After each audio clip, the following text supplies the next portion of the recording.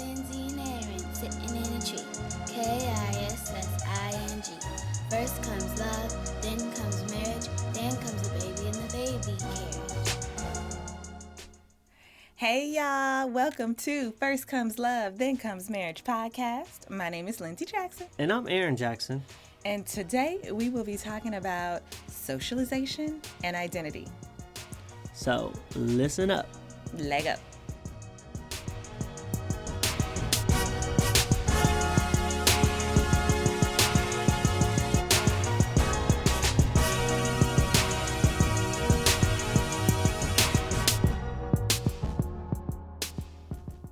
Welcome back to the 9th episode of First Comes Love, Then Comes Marriage podcast. My name is Lindsey Jackson. And I'm Aaron Jackson. And on this episode, we're talking about socialization and combining worlds. So the question I have for you today, baby, is how do you feel I do when I interact with your friends? So I feel that in the beginning when we first started dating, it was a huge deal, right? It was like, how is she going to be around my friends? Yeah. How is she going to be around my friends?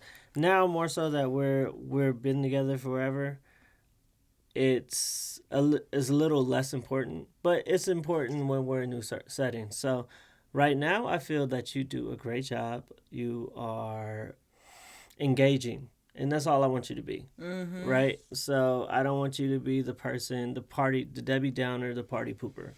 And so you are engaging, and you kind of match my energy. You're complimentary piece. Mm-hmm. Like I'm wearing an outfit, and you're a part of the outfit that I'm wearing. You're accessory. You help me with whatever setting I'm in. So if it's raining, then you're my umbrella, right? Or if it's cold, you're my jacket type of thing. I feel like you have learned to know when to pick your spots, when not to pick your spots. There's like relationship me. There's two personalities. There's like a relationship. Well, it's probably more. But yeah, there's relationship me, and then there's friendship me, and there's competitive sports me, and these are all, and you know all of these different people, but you act different around your partner than you would in front of your friends. Would you agree with that? Yes, there is a relationship you, and I'm sure your friends know that there's a relationship you, but they rarely see it. Mm-hmm. Like even in this podcast, they might be listening and be like, is that him? So I feel like you do really well with the engagement part, which is the part that is most important to me. If I'm bringing you around, I don't want you to be around my friends for you to pull me away from my friends. Yeah. Mm-hmm. And I'm babysitting you and making sure you're okay and stuff like that because you're a grown woman. Yep. So I think you're great. I think you're amazing. I think you're wonderful. Okay. How do you feel I act around your friends? You're excellent. The thing about it is that being a part of society while we're together is important. So even if it's like, I need to go to a work event. Maybe they're not my friends, but you need to interact with them. Or like, now we have action. So maybe we're going on a play date or, meeting just new people. And then, yes, hanging out with my friends. It's somebody's birthday party. It's something. You're amazing because you are a social butterfly. But I think that we understand each other. So if I'm feeling a little bit uncomfortable, I never have to worry. I will be with my friends and you can be somewhere else and you could talk about anything. I don't even know that you know about antique pottery and you'll pull it up and you'll have a conversation. I'm like, what? That is one of my gifts. I am like the jack of all trades when it comes to just random conversations. I can pull one thing out of nowhere and just watch, you read, and you see everything. I don't know if that's because of social media or something, but it's like you can take one little snippet and be like, oh, I saw that, I heard that, versus me, I'm very much like, I know about this. Everything else, I can listen, but I'm not going to have very much input. You'll literally be carrying a conversation. I'm like, is that my husband over there? Like, I'll look over and you are the prime person of a conversation, and it's amazing. It makes me feel good. You almost have to like bring me in because I'll be wilding out with my friends or something. You're like, girl, what's going on? In. Yeah. So, but no, I think that we interact well. We interact so well. We had to create a language. We created we created a language, and I'm gonna stop you there because I don't want people to know the language. Okay. I know we did create our own language in our own. It's not necessarily. We have our own code words. We have cues for if we need to leave right now from a party. Or you're being too loud at the party. Yeah, because I don't know why we had to come up with that one next, but because you're loud. I'm not loud, but you think I'm loud, and you try to help me so that other people don't think I'm loud, I guess. But yeah, we came up with like code words, and so yeah, those help. Those really help. One thing that I realized when I was like going around your friends, and it's good that you mentioned work. If you're at a office party, right, and I have to represent you, I have to make sure that I'm not doing anything that misrepresents you or makes people feel awkward, you know? Yeah. And see, the thing is that brings up a memory. At my office parties, they are technically and physically at work, but it's not really like an office party, right? Mm-hmm. So sometimes people can cross boundaries that they don't even know because we're so social. We're so like, you know, entertainers are very free, if you will. I remember I told you about this time, one of my coworkers, she brought her boyfriend, and we're all drinking, you know, I think it was somebody's birthday or Happy Trails or something. We're all drinking, we're having a good time. And it was sangria with peaches. And he had the nerve to try to use his tongue and dipped his finger in my drink. Wait. Use his tongue and dipped his finger? He went close to my drink with his tongue. Okay. And then dipped his finger in my drink, talking about, oh, let me get a peach. And I was like, what? Exactly. I said, what? I literally was like, oh, no, thank you. And I literally just removed myself from the situation. But he was clearly drunk, and I had talked to my other friend about it. I was like, okay, I don't know what happened there, but I'm not going to be responsible. I'm not going to have nobody look over and see what's happening. Him dipping peaches in your drink. Exactly. And so I just feel like you always have to know, and this is kind of whether it's a work party or not, you are on. You can't just go loosey-goosey because then, you know. Yeah, you tell her about her man. She mad at you. You see what I'm saying? You know, he's mad at her. People looking over. They might see some flirting happening. Yeah, because if I came and I saw that, and we would have had a problem. And you wasn't at that party. Yeah. I'm telling you, I removed myself. But it's so important, like you said, that you represent your person, and you do an excellent job at that. It's just like, even if, you know, we get tipsy or whatever, we're having a good time. Yes, I'm having a good time as your wife. Yes, you always have to have in the back of your mind. Boom. Like, I don't think any of your friends have ever been like, I think Aaron's flirting with me. Ooh. Like, I don't give off that vibe at all. I might be nice. I might dance. I don't think any of her friends was like, girl, he gave me a look. No, I didn't. First of all, they would be so bold to actually come to me and say it. Okay, that's a whole nother topic. But yeah, no and never. And I try to do the same thing because I can be very friendly. I love hugs and you know, what have you. But no, I am married. So one of the things that we did back in the day, it was when we were dating, I remember. And you've known my friend, so we were dating. It had to be like over 5 years. So, and I hang around the same group of people in California. Like, my circle is very small, probably 6 people, maybe a little bit more that I'm always around.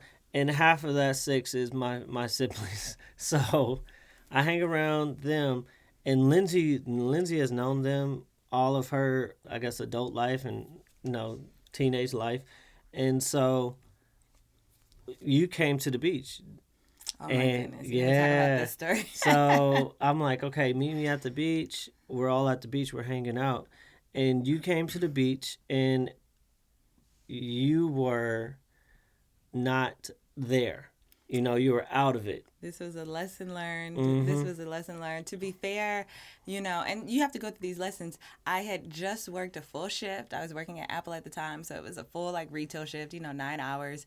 And I was tired. I drove myself. There was no parking if you ever been to this beach in LA. And you got to kind of drive along the boardwalk and try to find a house. I think, it was Manhattan Beach. Yeah, Manhattan Beach. So, I remember that. And then you got to find them somewhere at the beach, right? I'm over here, you know. Lifeguard 21 or something. Yeah, exactly. But yeah, I remember that day. Yes, we were younger. And I only came because you asked me to come. Yes. And so you came and you had, quote unquote, a bad attitude, right? And that's the code. Everybody, Thank you for putting quotes on it. yeah, everybody, No, everybody I had a did. bad attitude. You didn't want to like talk to. It was the point where like people, like my brother was like, "Hey, Lindsey," and you were like, and I'm like, "What?" I don't remember that. I don't remember doing that, but I'm sure I was stank. I'm sure I was like, And you girl. weren't even like, you were barely talking to me, and like people were. And the thing about this is, my people know you, so they knew something was up. And people don't ever want to be like, "Hey, your girl's tripping." Like nobody's gonna say that to you. No. They might say it afterwards, but people notice the atmosphere, and you literally came in and changed the atmosphere. I know I did because I came in and y'all were having too good of a time. We That were was having- the other. yeah. Y'all was. I mean, you were at the beach. Yeah. I was like, what? People are having fun, and I was at work. And so, Yeah. and so after that, we had a conversation. Serious conversation. And yeah. I was like, man, you cannot do. And it was like, baby, you cannot do that again. It comes to the point where you said, you know what? I always want you around me. And of course, I want you to come. But if you're not feeling it, if you're not up to it, if you don't think that you're going to engage, right? Because you use that word, don't come, just don't. And I understand that because it is you, because you don't want nobody talking about your girl, number one. And then also it's like, you don't want to put everybody else in that type of situation. Yeah, you don't want to make anybody awkward. And so we decided that as a couple, we were like, when we're around other people, we have to be on. And that's around family. And that's like, we could be real us 100% with each other. But in front of people, there's almost like the interview version of us, the best representation of us. Well, and there are some things that you just want to keep personal. And so even if, say, we were in an argument or something was happening at home, things like that, we're presenting ourselves to other people, and we don't need them to know that, because at the end of the day, you always say this, we're married, it's going to pass, whatever it is, probably we're going to move forward, and they're going to see that and think that that's an indication of what's really going on in our marriage, and it's not. So yeah, like you said, if we are presenting our best selves when we're out, and the best selves is the best selves at the time. So, if you're not feeling it, then stay home. That's what you told me. Yeah, it was like, know. But on the other flip side of that, just to put a button on it, if you're not feeling it, I invite you somewhere, you're not feeling it, I can't be mad that you're saying, hey, I'm not feeling that, I can't go. You know what I mean? Mm-hmm. And so I just have to be okay with it, because if I'm forcing you to go, right? I really want you to come, and you're like, yo, I'm not feeling it. And then I have this expectation of you when you get there, and you already told me, then that's on me. So the flip side of that is when you ask me to go somewhere, and I love saying no. Like, I love saying that I don't want to go. But I usually go, but when I really like, I'm not going, you're great at being like, okay, I understand. And I try to do the same for you. It's just like, know your person, talk, communicate, because you don't want to put other people in that situation. You don't want to be in that situation where it's not embarrassed, it's just awkward, Right. Because you're like, this is not him, or this is not her. Like, I know, and you just want everybody to love your spouse the way that you love them, Yes. of course, even though that can never happen. But you're just like, what are you talking about? He's amazing. And yeah, you're right. So Yeah. So yeah, just stay all. engaged. And if you can't stay engaged, then stay home. Either stay engaged or stay home. Yeah, it's time to go. Welcome to the Am I Wrong segment of the podcast. We haven't done a verses in a while, but that's because we don't like to be against each other. We're for each other. Yeah. So the Am I Wrong segment is something I know a lot of men deal with. And Lindsey and I have been together for 6 years, and I love her so much. Oh. She takes all of my bed space. Okay. Yes. And now I'm to the point where I just go to sleep earlier so I could get prime location. It's like whoever goes to sleep first gets the prime location. Because now she's at the point where if she takes a nap, she doesn't even take it on her side of the bed. She takes her naps on my side of the bed. So if I wanted to take a nap, I would have to find a new spot because she just goes on my side of the bed. I don't know why I did that, baby. I'm No, sorry. why I did that? I just didn't you want do that. No, it's not a one-time thing. So we have a queen size mattress, and we usually have queen size mattresses. And no matter where I am by the end of the night, I am one shoulder length off of the bed. One shoulder, and Lindsey sleeps on top of me, like almost half of my body. I know it's a little personal, but she sleeps about half of my body. She sleeps on top. I'm thinking, I need the bed. She has me. Am I wrong for trying to go to sleep early just so I could get my own bed space? Okay, you can go to sleep as early as you want. And by the way, I've been noticing that because you used to go to bed at 10. All of a sudden, it's 9:30. You try to run. We watch shows together. Right after we put action down, we watch an episode or something, whatever. And then literally the episode will be over. I'll be like, oh, okay. You don't even do bedtime protocol. I'll be like, are you going to help you rush to the bed? You try to get in the bed. Fine. Okay, it is what it is. This is what happens. It doesn't matter if we got the fan on, the windows open, the cooling mattress. Every time you think I'm hot, you are the hot, temperature so of lava. Keep moving over. You start off in the middle. It's not me. I don't push you. You move over. So I don't know what to do, y'all. I believe that you are pushing me. DM us. Let him know he's wrong at First Comes Love TCM on Instagram. Or you could call the voicemail at 347 TRU-LOVE. That's 347 TRU-LOVE. That is 347-878-5683. Or you can email us at letstalk@firstcomeslove.thencomes.marriage.com. We're back. And the question is, how do you find the balance between your identity and how I want you to be, if you will? Since we're married, when you're married, you are combined. You're one person. Mm-hmm. In that, I need to be my own person.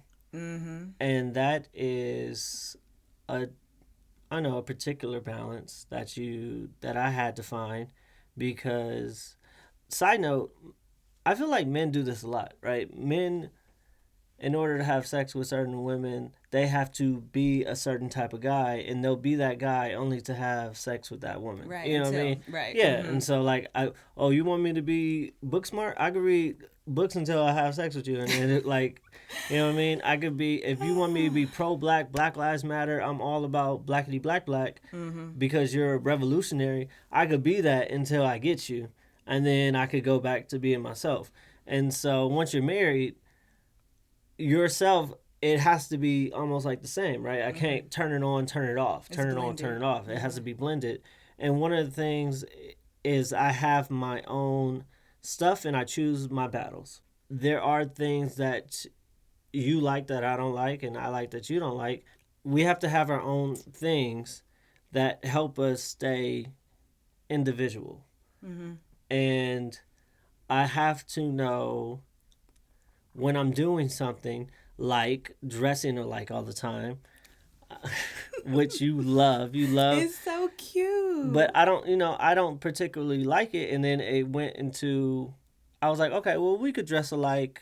We could dress alike for travel, right? Yes. Because I was like, oh, it's like a uniform. And it's giving us perks, too. Mhm. We get pushed through TSA.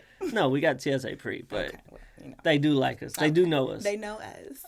And that's the thing. You choose your battles on what you know is like, I don't like it. I'm not going to do this. Like if I'm a non-drinker, right? Mm-hmm. Because you don't drink that much. I'm not going to be put in situation. I'm going to continuously say no if I'm a non-drinker. Right. And you go and you're like, oh, I'm going out to the bar. Oh, I'm going out to the bar. It's going to be a point where I'm like, hey, do you want to spend time with me? Because right. I'm not going to just go here and just be a teetotaler all the time, right? Mm-hmm. And I guess it's on both of us to help me be, you're supposed to love the individual me. Yeah. And so you're good at that, at loving the individual. And also like pushing me towards new things or trying new things, seeing the world, traveling and stuff like that. That's all you stuff, right? And I kind of adapted to it. Mm-hmm. But also have me stuff. Going to games, going to any kind of sports game. You go to baseball games, you'll go to any sport game activity with me because that's what I like. You know that I like it. And I get to be myself. So long as we have that push and pull, give and take where I get to do my stuff and be me and you could be there. Like I could go to a Comic-Con, right? Mm-hmm. And you'll dress up. And I was like, hey, let's dress up for Comic-Con. You'll come in, you'll dress up, you'll be Storm, and and we'll have a good time. And it almost goes back to the socialization in the beginning. Mm-hmm. It's like if you're engaging in my activities, then that helps me be an individual, right? Yeah. So how do you feel? How do you find that balance, baby, between, the we, the French we, and the Spanish I? I does not mean I, but it's a separate conversation. We doesn't mean we. It means yes. You right. So, okay, tell me something, baby. Gosh. Ooh, get me. Okay. Well, listen. I think you raise a really good point as far as encouraging. You landed on that point. You encourage me to be who you know me to be, and to do the things that you know that I like to do, separate from the things that I know that I like to do with you. And there are so many things. I think for me, it's a balance of finding and doing what I like to do separate, because I love to do everything with you. To me, it's like you said, matching. That's you and me. Traveling. That's you and me. It's important that this episode we're talking about socialization. It's important that we go out and you see how I am with other people. You encourage me to say like, oh, okay, I see how she is with her friends. Like, let me encourage her to continue and to do that. Let me encourage you to continue and do the things that you love to do. So I find the balance just by, I guess, trying new things, but I don't mind trying new things. I mean, new adventures are exciting. I think that as long as I understand that, okay, this is what I need to do for me. Yes. And whenever I put that into my head, I'm like, okay. And it could be simple. It could just be like, you know what? I need to go for a walk around the block. Me and Christmas. You know what I mean? Nobody else. This is what I need to do for me. And, like you used to run in the morning, early in the morning. And that's what you need to do. That's your individuality. Even though I would love, like, something that I like to do is I like to eat breakfast together. We used to always do that. We don't do that every day anymore. Mm-hmm. And that's just because you need to go play basketball in the morning. You need to go do that for you. And so I understand that as we grow, we've been together 18 years, we're married 6 years. As we grow, we change. We're adding new people into our family. Things are going to be different, but we're still a we. And then you're still an I. Mm-hmm. So, accepting the change is the partner's responsibility. Because if you don't accept that change and you don't accept that person's individuality, mm-hmm. you're almost being manipulative. You're trying to control them. because I know some women who conform into whatever this guy wants her to be, right? Mm-hmm. And it kind of takes away from her friends. I don't want you to be hanging around those friends. Those are the ratchet girls. So now you're not talking to your friends. You're talking to your friends less and less. Or, I don't want you to dress this way. And so I'm taking away your style and stuff like that. See? I feel like a good partner, loves and accepts the individuality of the person. Mm-hmm. With us, one of the challenging things with us, since we've been together so long, is that we've changed from 12 to 15, we changed from 15 to 18, we changed from 18 to 21, we drastically changed, 21 to 25. Mm-hmm. We basically had knowledge of the past, but we also needed to accept the present. Yeah, and that, like you said, it makes a difference because I have to be willing to accept the changes that you need. Mm-hmm. Even if the changes that you need are specific to my individuality. For instance, you do not like me to wear anything see-through. Oh, I don't. Unless I'm on the beach. Because you talked about, clothing. Mm-hmm. And I was like, I don't understand that, because I used to. And I'm not like a see-through person. I'm not out there with sheer. But I would buy a see-through blouse or what have you. And I remember you having a conversation with me about it. And it was a simple change that happened when you were like, you're my wife. I don't think you should be out here with see-through and they can see your bra. And this is how I think my wife should. And I heard it and I respected it. And you put it in a sense where you were like, "You're not single? What you out here wearing see-through for?" Yeah. It wasn't like, "Don't do this," or "I'm gonna beat you." No. It was just, and I didn't lose my individuality. It was more so like, okay, I'm again, we're going back to representation. I'm representing him. I am married. And I'm okay, Mm-hmm. I didn't lose a part of me. It wasn't a part of me to wear see-through. So it goes back to, of course you need to know who you are so that way you don't lose who you are. Yes. And we're very heavy in our word and heavy knowing who we are as a person and then who we are together in our marriage. Thank you for joining us on our 9th episode. Be sure to reach out. You can DM us at First Comes Love TCM on Instagram. You can call us at 347-TRU-LOVE. That's 347-TRU-LOVE, 347-878-5683. Or you can email us at Let's Talk at firstcomeslovethenComesMarriage.com. See you next Friday.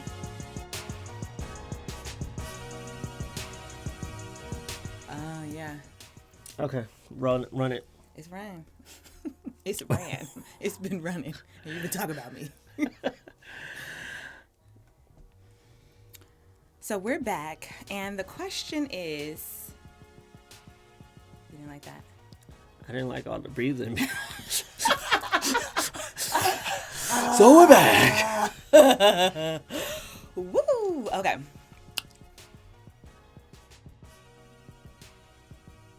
Hey y'all. Sorry. You mess up every hey y'all. Listen.